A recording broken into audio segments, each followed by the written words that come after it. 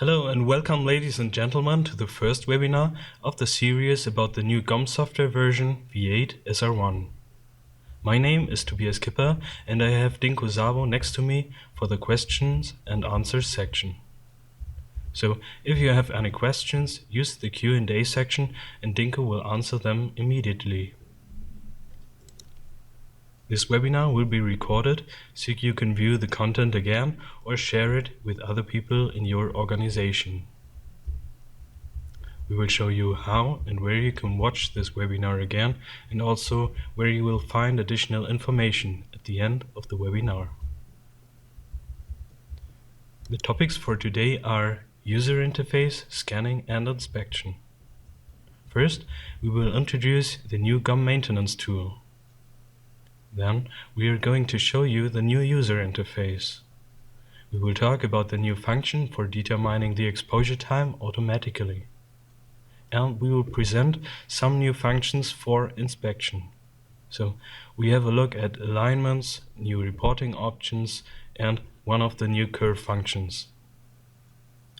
We will show you the touch sphere and finally how to combine elements to groups and how to display statistics on these groups. Let us start with the first topic, the GOM maintenance tool. The V8 SR1 can be installed parallel to former software versions, for example V8. If you allow updates by all users during the installation, the GOM update service will be installed. The GOM update service allows the installation of GOM software without an administrator password. This means that users can install updates without any administrator. You can see the GOM maintenance tool on the right side. You can update the GOM software and image acquisition drivers with the GOM maintenance tool. The GOM maintenance tool will be installed automatically if you install the V8 SR1. You can open this tool with a click on the GOM symbol in the system tray. Now you can easily check for updates without starting the GOM software. If an update is available, you can install it directly via the GOM maintenance tool. Using the command check system, you can check your system and install image acquisition drivers for the cameras, for example. On the right side, you can see that you can access the dongle license information and the dongle update function via this tool. You can also quickly collect support data in case of problems with your system. If you click Remote Support, you can share your desktop via GOM Quick Support. Furthermore, you can simply adapt the installation of the GOM software via the GOM maintenance tool. The settings for the update behavior can be managed via the tool if you click Settings. Please visit our knowledge base in the GOM service area for more information. There is a new knowledge base article, GOM maintenance tool. The link is given here. For example, you will find a description of possible update scenarios there. In conclusion, the GOM maintenance tool helps users and administrators to keep the GOM software up to date and to configure the system easily. Now, I would like to demonstrate the redesigned user interface of the V8 SR1. Let us directly jump into the software.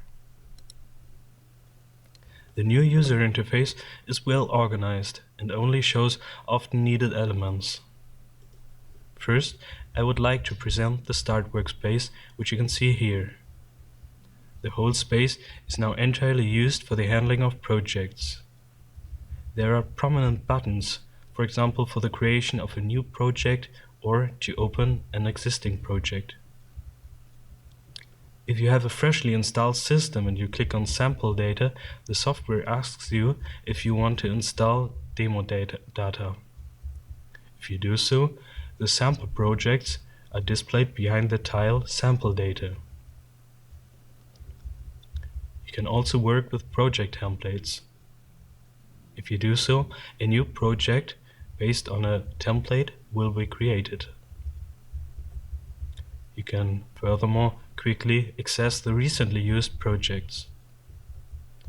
If you click on GOM Community, you see that there are several links available, for example, to the video tutorials about the GOM software.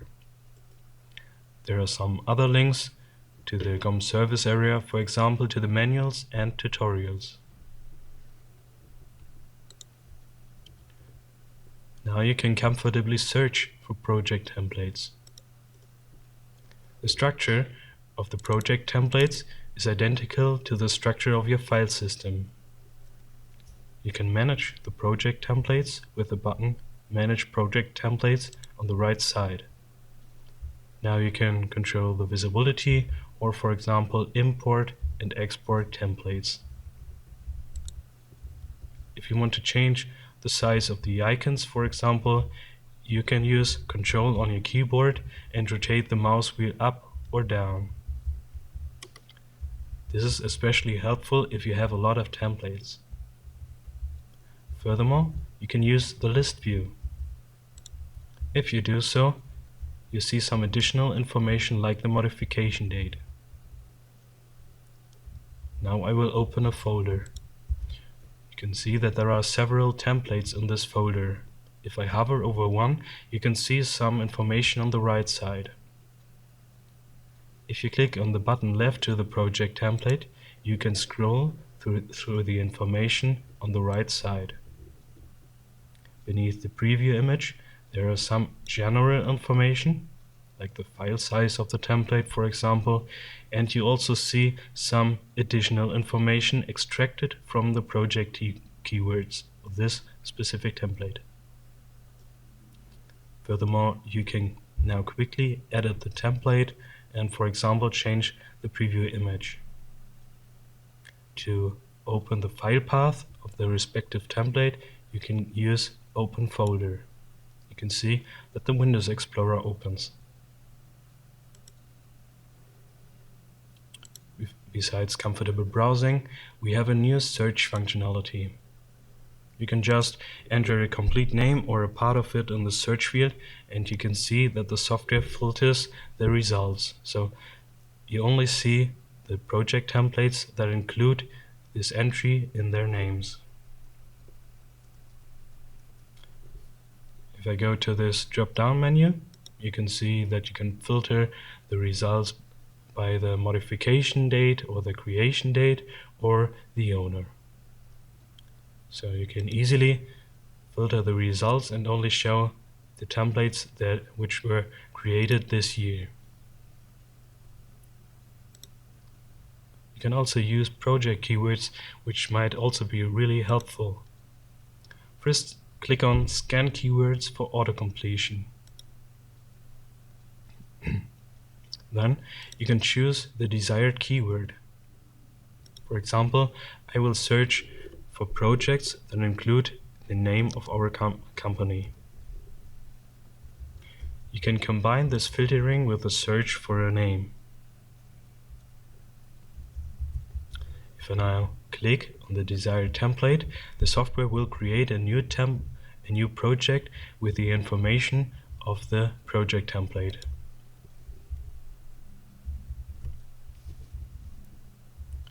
The software automatically switches to the Inspection workspace. You can choose another workspace with the first button in the workspace toolbar. Another quick way is to use your keyboard. You can press the Shift key and page down or page up to toggle between the workspaces. Now, if you want to use another skin or go to the managing of the skins, you can do this via the Edit menu now. Just use Skins and now select the desired skin. If you want to create a new alignment, this is now possible on the right side. Next to it, you can toggle between the different alignments. Now, the workspace toolbar is cleaned up now. The icons of the toolbar are now located left to the project name. You can edit the toolbar easily with this button.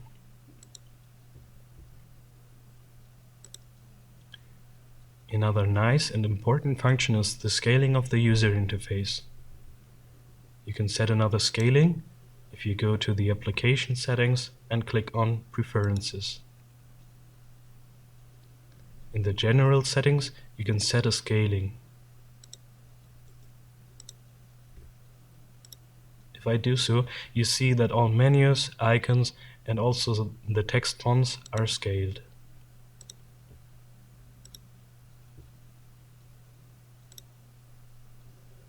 Another important function is the direct help.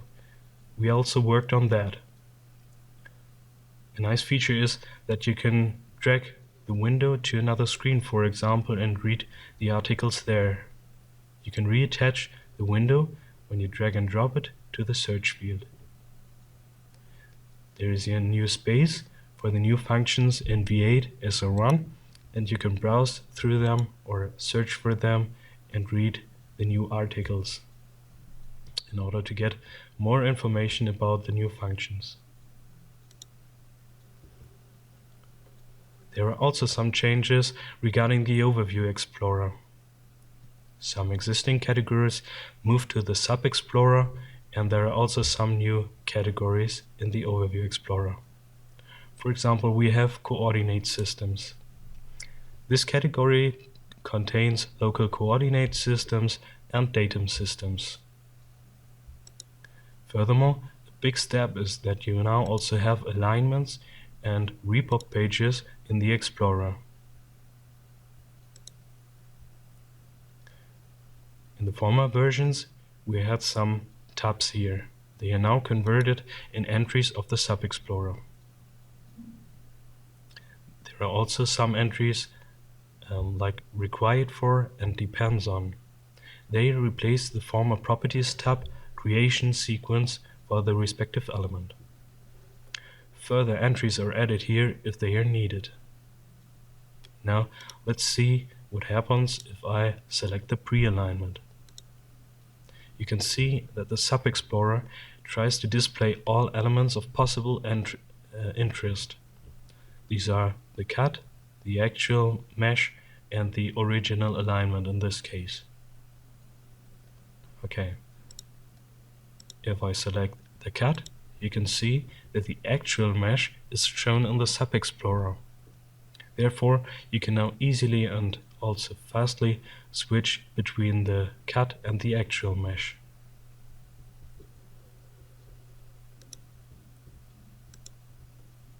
We did not only improve the user interface, our goal also was to facilitate the usage of the software with new and improved workflows.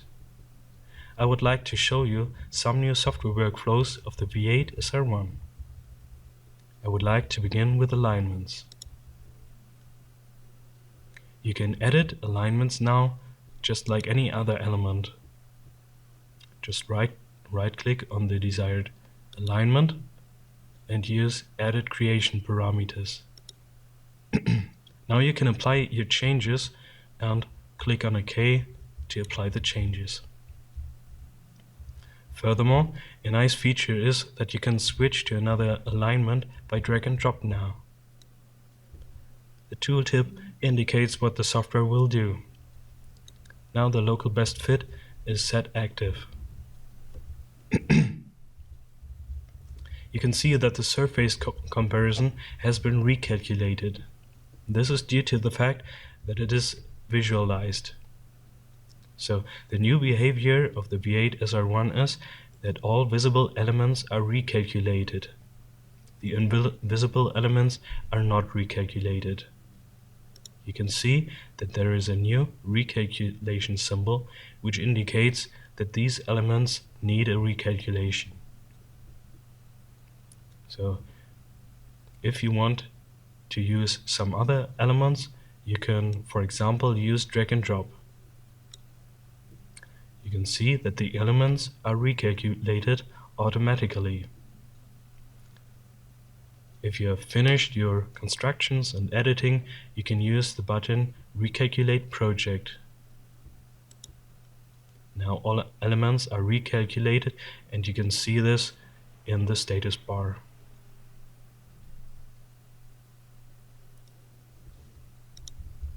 There are also some changes regarding the report pages. If you hover over a page, you can see a preview of the page. And this also applies for the placeholders which are listed under the respective page. There are some functions of the report workspace available via the context menu. If I right-click on this page, you can see that I can easily override or reconfigure the report page. This is why you do not need to switch to the report workspace that often.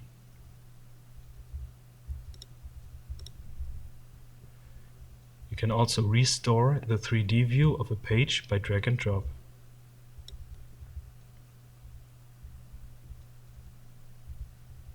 You can see that the elements are recalculated again. Now, a very important change is that report pages are now parametric. What does this mean? I will edit this diameter check now. You can see that all report pages which include this entry, this check, are set invalid. And if you now click on Recalculate Project, the report pages are now also updated. Therefore, it is no longer possible that report pages show outdated elements.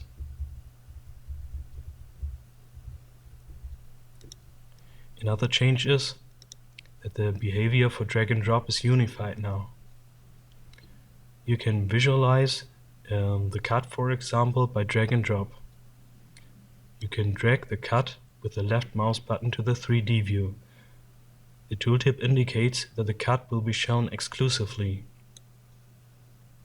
If you want to show additional elements, like for example the surface points, you can also do this via drag and drop. If you press the Shift key on your keyboard, you can see that the respective elements are shown additionally. You can also do the drag and drop with the right mouse button. Then a context menu appears and you can choose the desired visualization option. There are also some nice improvements regarding the import. The new behavior is that the buttons for the import do not appear until the file is dragged and dropped in the 3D view. Now I can choose the desired import option if I want. You can now also import multiple files of different file types. You can either select all files or directly import a complete folder. If I do so, I have the possibility to define the handling of each file type regardless of the amount of files. For example, the G3D file should replace the existing actual mesh, therefore I choose Replace Elements. Now the two PNG files should not be imported. If you accidentally select files for the import, you do not need to abort the import process. You can just click on Skip and the files will not be regarded. The step file should replace the existing cut, therefore I choose again Replace Elements.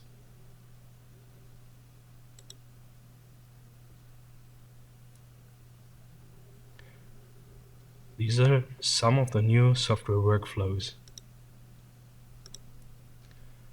Let us continue with an important new functionality for digitizing, the automatic exposure time computation. In V8 SR1, you can let the software determine the exposure time. But let us start from the beginning. Why is the new functionality so important? Write exposure times are very important in order to have a high quality of ATIS measurements and to work efficiently. The setting of the exposure times can be difficult, especially when several exposure times might be necessary and if reflections and overexposed areas exist. The setting needed to be done manually until now, once for the surface measurement and once for the reference point measurement. The setting of the exposure time requires measurement experience and time. There are 3 different modes for the automatic exposure time computation. They are based on the same main principle. The main principle is that a sequence of snapshots is taken. Then the gray values for each snapshot are analyzed. Then the exposure times are calculated and also the quantity of needed exposure times. And this is done once for the surface measurement and once for the reference point measurement. What are the 3 modes and when are they used? The first mode is the spot mode. It is applicable for simple small objects with one color. These objects often require only one exposure time. The matrix mode is applicable for more complex objects with a higher dynamic of gray values, and these objects often require more than one exposure time. The cut mode is a specialization of the matrix mode, and it is only available for a VMR surrounding with existing cut model. The cut model, as well as the virtual camera image, are used to eliminate the background and the fixture. This mode is explained in the corresponding automation part of the What's New documentation. The manual setting of the exposure times is possible as before. I would like to demonstrate this now. The buttons for the manual setting are now located at the bottom of the live view. If you press and hold the left mouse button and move the mouse up or down, the exposure time can be adjusted. This is done once for the surface measurement and once for the reference point measurement. Then let us continue with the spot mode. If you use the spot mode, a small area of the live view is analyzed. By default, this spot is located in the center of the live view. This is indicated by a red circle. The size of the spot is 5% of the width of the live view. As an alternative, you can also place the spot by using Control and left mouse button. The spot mode calculates always a single exposure time, which is ideally for the majority of the gray values. Therefore, the majority of the object can be scanned. I will show you this in a short video now. You can apply the spot mode with a click on the corresponding button. The calculated exposure time is shown for a short time in the upper right area of the live view. You can also manually place the spot by Control and left mouse button. If you use the matrix mode, you will see a rectangular overlay in the live view. The overlay is 80% of the live view. This area is analyzed because it contains the necessary information. Areas outside the measuring volume are not used. The function lays a matrix over the image and evaluates the gray values of the image.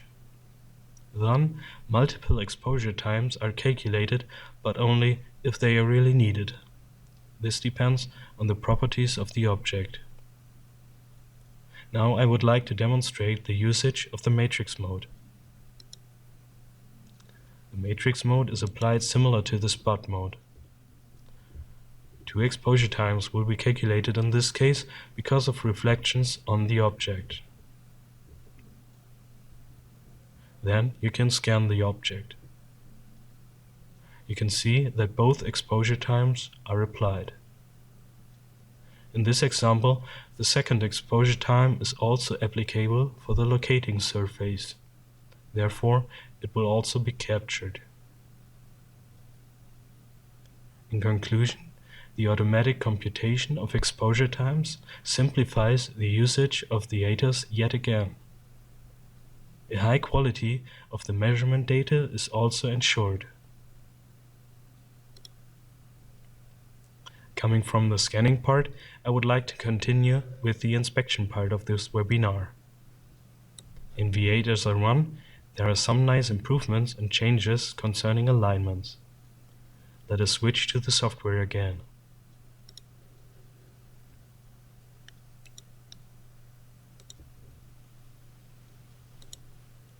Now, I will use the sample data.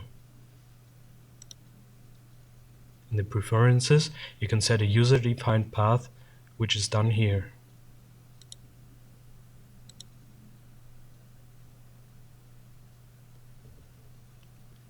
The first point is the original alignment. You can choose it in the drop-down menu, for example, for documentation purposes. The original alignment replaces the former no alignment. It is automatically created and represents the initial alignment state. Therefore, the original alignment is identical to the sensor alignment in the field of testing and now replaces it. Another improvement was achieved concerning the hierarchy of alignments. Until now, a new alignment was always based on the current alignment. The behavior of the V8 SR1 is that a new alignment is based on the initial alignment by default. You can see that the original alignment is activated. If I now create a new RPS alignment, you can see that the software activates the initial alignment, which is the pre-alignment in this example. There is a new category in the RPS dialog, the alignment hierarchy. Here you can set the desired alignment. The new alignment will be based on this alignment. With a new behavior, unintended hierarchies are avoided. In most cases, the user wants to create a simple hierarchy like this one. If you want the RPS to be based on a specific main alignment, like the local best fit for example, you can choose it in the dialog. You can see that the local best fit is activated.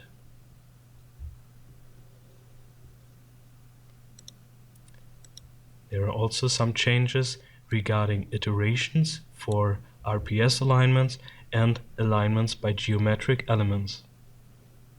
I will show this with an RPS alignment.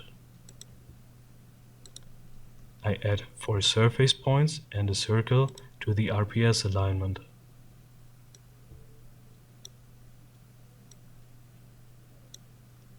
You can see that the static generic rule is used for the circle. If a static generic rule is used in an RPS alignment, the software asks the user if iterations shall be carried out. Iterations minimize deviations that may appear for the RPS elements. The reason for the deviations is that if you create a new alignment, the RPS elements will be recalculated. So if I click on OK, the software asks if I want to carry out iterations. In this specific case, I will not do this. You can see that there are small deviations for the circle. In the former versions, the user had to create a hierarchy of alignments. In V8 SR1, you can set the number of desired iterations later.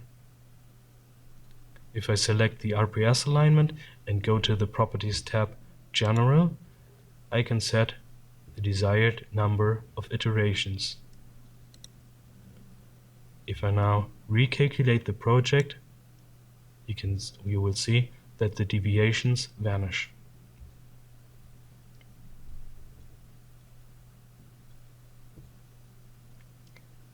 A very nice feature is that you can also configure the alignment drop-down menu.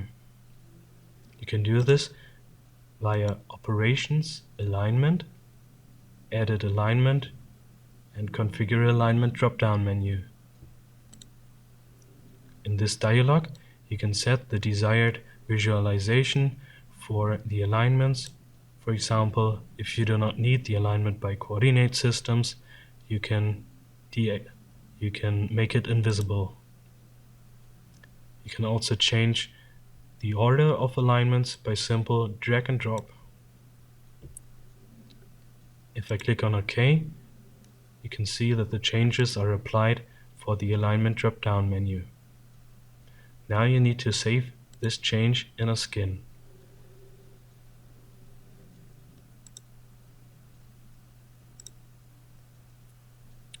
There are some new functionalities in V8 SR1 concerning reporting.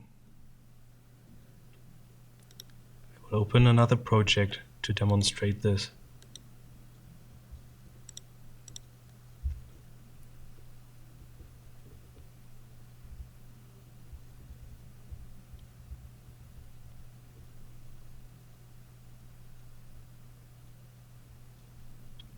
The first point is that report pages are also updated when the user recalculates the project. In order to avoid this, you can lock a report page. You can see that a log symbol appears, and this report page will now not be updated if you recalculate the project. Another change is that one skin can include multiple report styles. You can see that there are multiple report styles in the inspection skin. They are identical, but the page format is different. A new feature is that you can set another page format via the properties. If you go to Report Template, you can easily set another page format for the report style. Then most of the work is done by the software, and you only need to apply minor changes for the layout of the templates. Now, if you want to transfer one report style to another skin, for example, you can do this via the context menu in the Report Template Explorer. You can see that there are now two commands for the import and export of a report style. Another change is that in V8 SR1 the project keywords are integrated in the skin. I want to show you how to add a new keyword to a skin. I just go to Define Project Keywords, Add it, and with the right mouse button I add another keyword.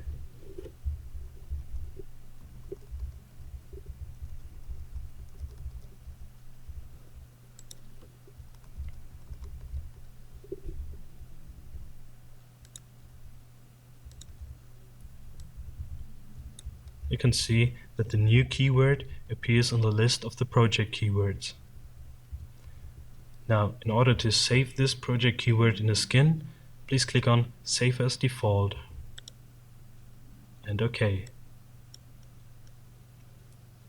Now we need to apply this change to a skin. Via the Edit menu, you can go to Manage Skins. If you click on User, for example, you can save a user-defined skin. If you use this skin in another project now, all project keywords, including the new one, will be available.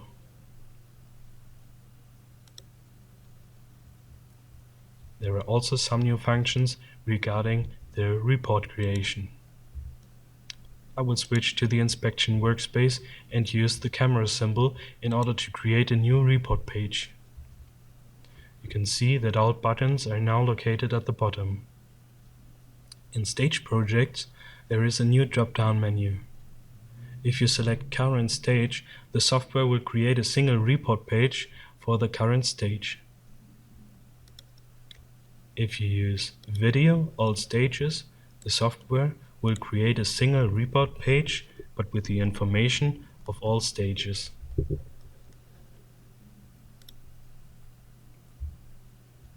In order to show you the page, I do not need to switch to the report workspace. With a right click on the new page, I can start a screen presentation. You can see that the software scrolls through the stages. Of course, you can also manually scroll through the stages.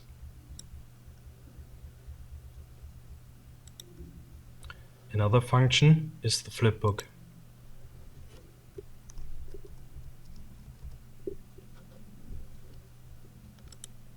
If you select flipbook, the software will create a single report page per stage. In order to show you this, I will switch to the report workspace again. Here you can see that the software created several report pages.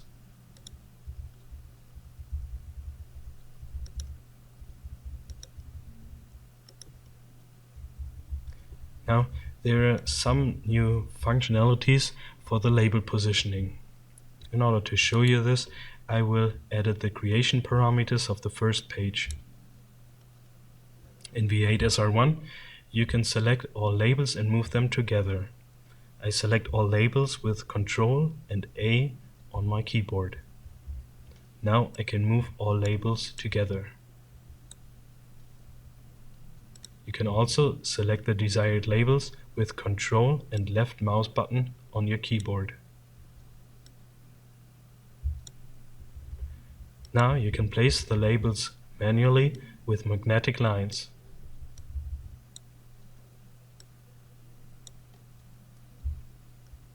There are also some functions of the former versions, for example the positioning on the screen edge and on the element.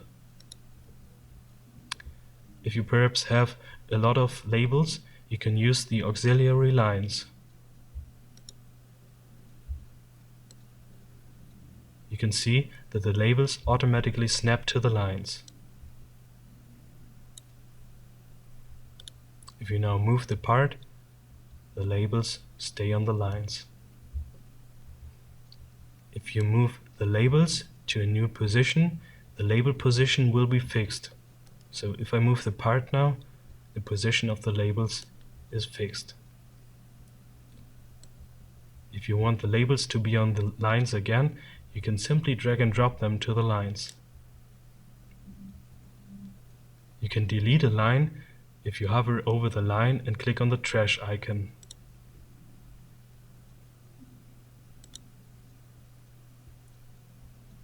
Another new functionality is that you can align and arrange the labels.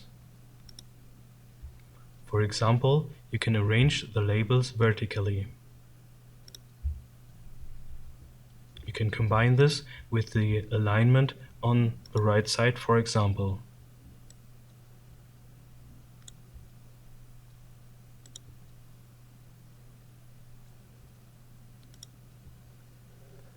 These are some of the new reporting options. I think they will nicely help you to create your reports. I would like to continue with the curvature value curve. The curvature value curve is one of the new inspection functions for design line analysis and forming analysis. The results are visualized so that you can easily interpret them. The mathematical basis is a smoothed spline curve. This means that a spline curve runs as best as possible through the points of an original curve or section. The curve or the section is described in the best way. The spline is represented with many adjacent points close to each other. You can define the distance between these points with the option maximum point distance. The software automatically applies a smoothing. You can control the smoothing with the parameter Use Manual Surface Tolerance. The value that you enter defines the maximum distance between the original curve or section and the calculated spline curve. Now, what is the advantage of this curve? The advantage of this curve is that the curvature value is available at each position on the resulting curve. The curve is executable via the menu or as a measuring principle. It is applicable on curves and sections. For the demonstration, I will use a section.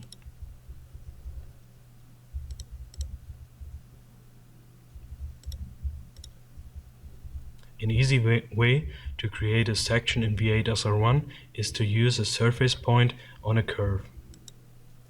This is possible because each point on a curve provides the tangent direction and the plane.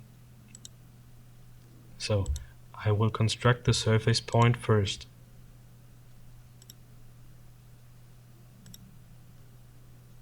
In this case, I choose no measuring principle for the surface point.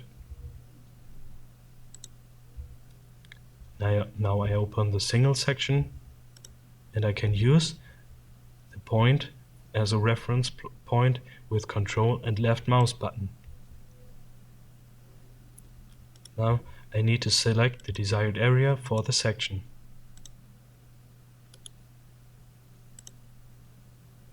In this case, I choose the actual section as a measuring principle.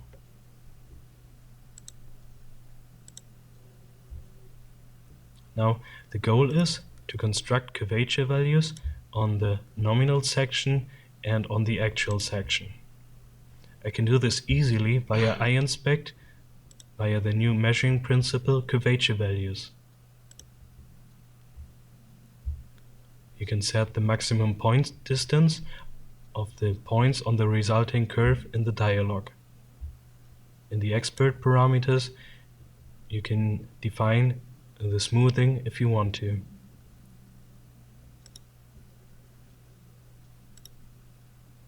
The resulting curvature value curve is shown in blue. In the properties, you can change the color of the vectors to From Legend. Now you have a legend and you can see the curvature values. Now I want to display the actual curvature value curve. You can already see the differences between nominal and actual element. Of course, you can also set the color of the vectors to From Legend.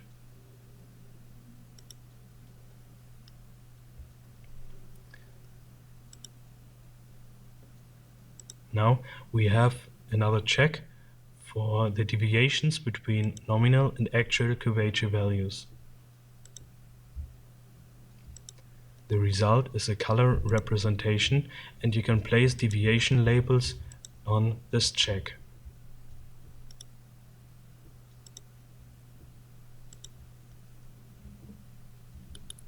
In conclusion, you can nicely analyze curvatures of parts.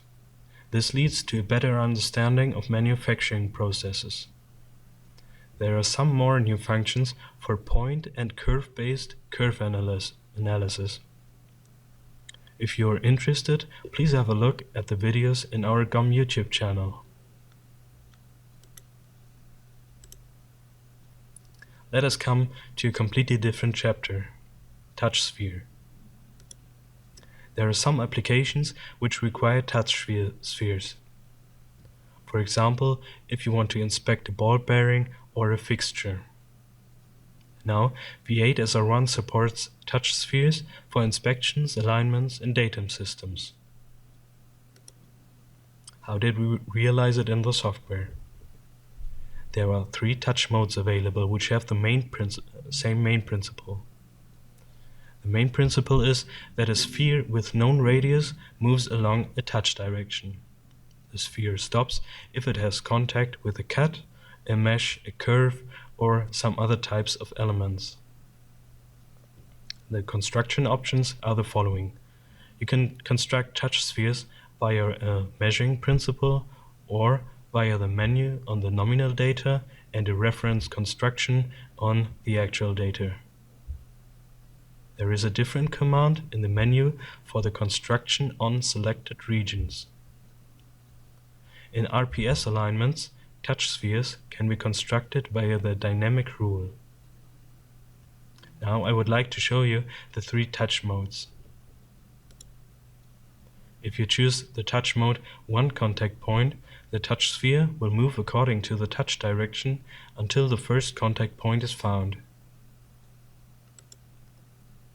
If you choose the mode 2 contact points, an additional constraint direction is required. An internal plane is created on which the center point of the sphere is allowed to move until 2 contact points are found. This internal plane is built with the sphere, the touch direction, and the constraint direction. You can also use constructed planes as the constraint direction.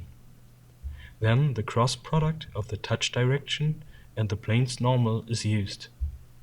Because of that, it is easier to use your own planes in GeoWheel applications, for example. Let us come to the most common mode, which is the mode with 3 contact points. It is suitable for ball bearings, for example. In the following, an example with 3 touch spheres is shown.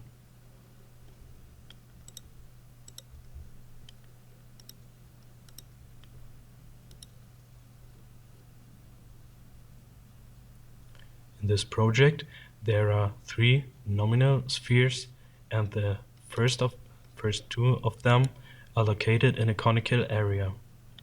Therefore, I will later use the mode with 3 contact points. Now I can construct touch spheres via the iInspect and the new measuring principle touch sphere. First, you need to define a touch direction.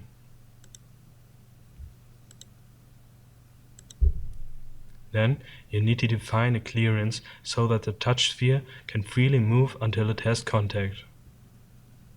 As mentioned, in this case I would choose 3 contact points.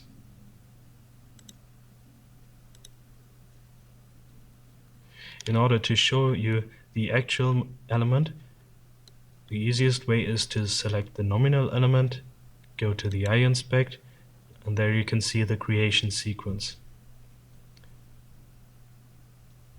You can recall the actual element with 1 click. Now you can see the 3 contact points on the actual master, which is set here.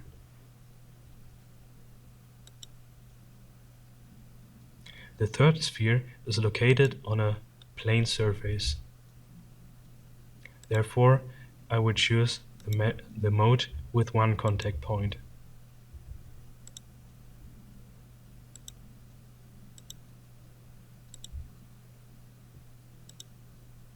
Now you can use the spheres for inspections or for a geometric alignment or an RPS alignment. I will construct an RPS alignment in this example. First I select the spheres and then add them to the RPS alignment. The effective direction is extracted from the construction parameters.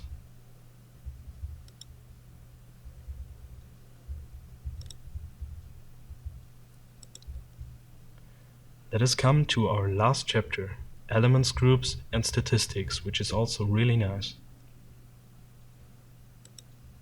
We received several requests of users who want to derive statistical values for a group of elements. In V8 SR1, this can be done with element groups. For example, you can calculate the arithmetic mean, minimum, and maximum, and so on. I would like to present the simple workflow to you in the following minutes.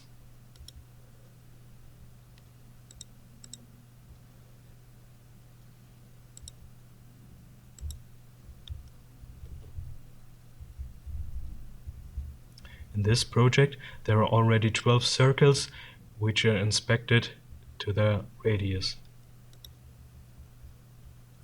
In order to create an element group, I first select all circles.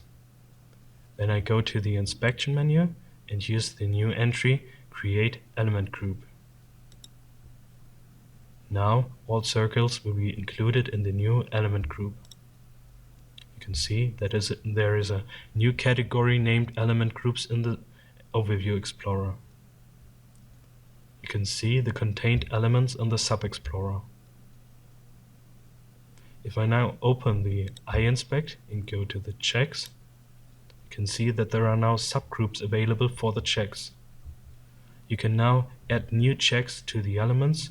This is the same as if you would select the elements in the 3D view or in the Explorer and create new checks.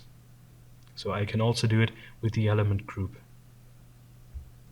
If I go to radius, I can see that there are already radius checks of the circles. Now the task could be to determine the minimum and the maximum deviations of the circle radii. Therefore, I press the Control key on my keyboard to do both checks. You can see the result in the label of the element group. Now, the next task could be to determine the range of the Z deviations. You can see that there is no Z check until now. You can directly click on Range.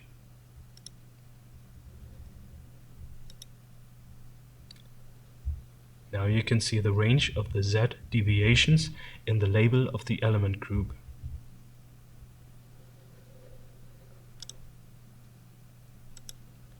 We have almost reached the end of the webinar. There are also additional information we would like to mention. You can download a beta version of the V8 SR1 already. GOM has launched the Open Beta program in order to give you the opportunity to try out new functions and enhancements without affecting your daily business. The V8 SR1 will run with the current V8 license, so there is no need to update your license if you are on V8. Please find more information and the software packages under the following path: support.gom.com, then please go to Download Software, Overview, and GOM Software V8 SR1. The final release of the V8 SR1 is planned in mid-January 2016. As mentioned at the beginning, this webinar was recorded. You will find the video for download in the support area and also on the GOM Metrology YouTube channel. In addition, we have produced video tutorials for the new functions, which are also available on YouTube and in the GOM service area for download. We could not cover everything in this webinar, so there are videos for additional functions available. You can find a detailed list of new features in the direct help. We also implemented the links to the video tutorials for the new functions there. The next webinar in our series about the new version V8 SR1 is GD&T and will take place on December the 3rd. This was the webinar User Interface, Scanning and Inspection. We will stay online for a while to answer your questions in the Q&A section. Thank you very much for your attention. We hope you enjoyed it. Have a nice day and auf Wiedersehen.